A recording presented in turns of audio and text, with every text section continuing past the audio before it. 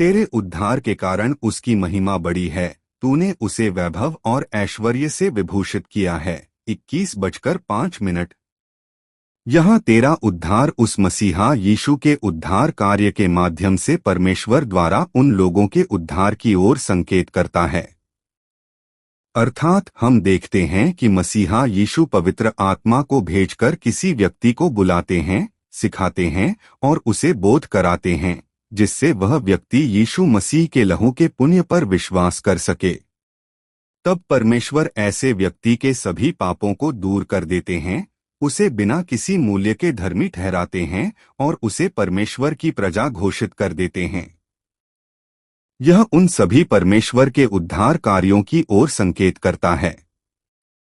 अर्थात परमेश्वर ऐसे उद्धार कार्यों के माध्यम से उस मसीहा यीशु की महिमा को बड़ा करेंगे और वैभव और ऐश्वर्य से उस मसीहा यीशु को विभूषित करेंगे। यहाँ विभूषित करना का अर्थ संगत होना या एक जैसा बनाना है, जो उस मसीहा यीशु को पूरी तरह से महिमा, ऐश्वर्य और वैभव से भरपूर होने के रूप में व्यक्त करता है। नहीं, यह उस मसीहा यीशु और महिमा, ऐश्वर्य और वैभव के अलग न होने बल्कि एक होने की स्थिति को दर्शाता है। अर्थात परमेश्वर उस उद्धार कार्य के माध्यम से उस मसीहा यीशु की महिमा, ऐश्वर्य और वैभव को भरपूर करेंगे। यह आज हमारे उद्धार प्राप्त लोगों द्वारा उस मसीहा यीशु की ओर मेरे परमेश्वर, मेरे उद्धारकर्ता पुकारते हुए उनकी अत्यंत स्तुति और उन्हें ऊंचा उठाने के माध्यम से वैसे ही पूरा और सिद्ध होते हुए देखा जा सकता है। क्योंकि तू उसे सदा काल के लिए परम धन्य बनाता है, तू अपने सन्मुख उसे आनंद से भर देता है।